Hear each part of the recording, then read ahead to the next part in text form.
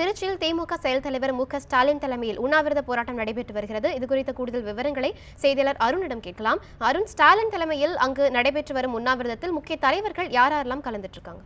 கடந்த சனிக்கிழமை தமிழக சட்டமன்றத்தில் பெரும்பான்மை நிரூபிக்கிறதுக்காக வாக்கெடுப்பு நடைபெற்றது.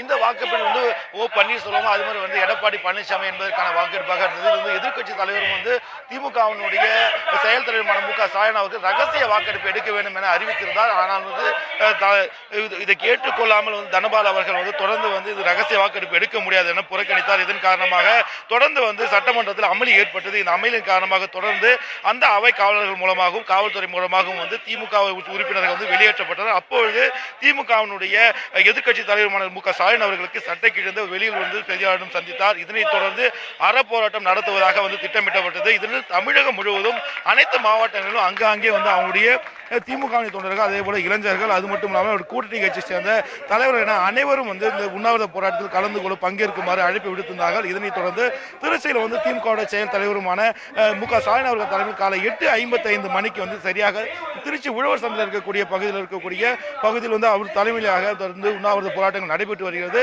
இந்த உண்ணாவிரத போராட்டம் சுமார் ஏறக்குறைய பார்க்கும்போது ஒரு 5000க்கு மேற்பட்ட அவங்களுடைய தொண்டர்களும் சரி, அதே போல இளைஞர்களும் சரி, அதே போல கூட்டணி கட்சி தலைவர்கள் என அனைவரும் பங்கெடுத்துக் கொண்டு அவங்களுடைய உண்ணாவிரத அறப்போராட்டங்கள் நடைபெற்று வருகிறது.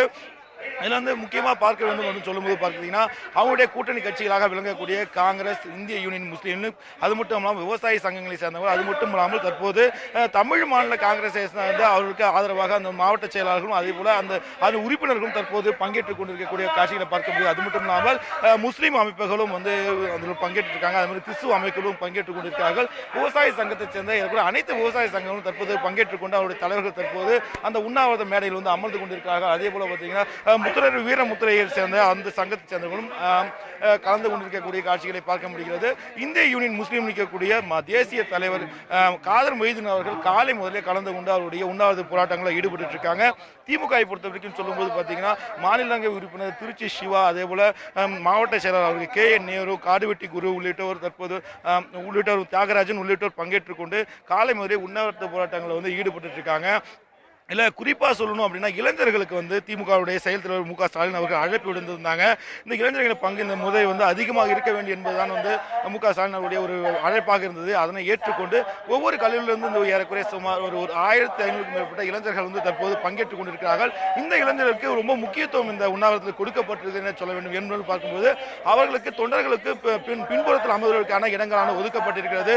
ஆனால் இந்த மாணவர்களுக்கு பார்க்கும்போது இந்த மாணவர்கள் அனைவருமே முன்வரிசையில் இவங்களுக்கு இடத்தை கொடுத்திருக்காங்க. இது எல்லாமே இளைஞர்கள், இது கல்லூரி மாணவர்கள். இவர்களுக்கு இந்த இரண்டாபுரம் இளைஞர்களுக்கு முன்னுரிமைகள் வழங்கப்பட்டு முன்வரிசைகளில் முன்புறமாக அமர்த்தப்பட்டிருக்காங்க என்பது இந்த காலகட்டத்தில் ஒரு குறிப்பிடத்தக்கக்கூடிய ஒரு விஷயமாக பார்க்கப்படுகிறது. இதில் பார்த்தீங்கன்னா இன்று காலை முதல் 8:55க்கு தொடங்கிய இந்த போராட்டத்தில் ஏறக்குறைய எந்த தலைவரும் கடந்த 2 மணி நேரமாக பேசவில்லை. சற்று நேரத்துக்கு முன்பாக தான் பேசுவதற்கான வாய்ப்பு தொடங்கினது கூட சொல்லலாம். இதில் முதல் கட்டமாக இன்று ஒவ்வொரு கல்லூரியுடைய ஒரு பிரதிநிதிகள் ஒவ்வொரு மாணவரை தேர்ந்தெடுத்திருக்கிறார்கள்.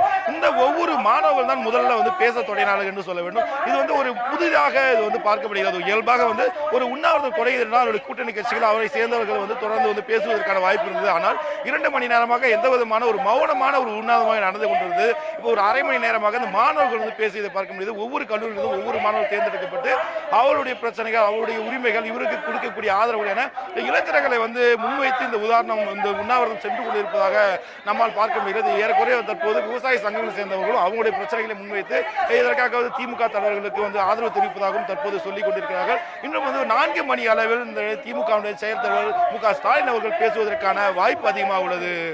அனிதா.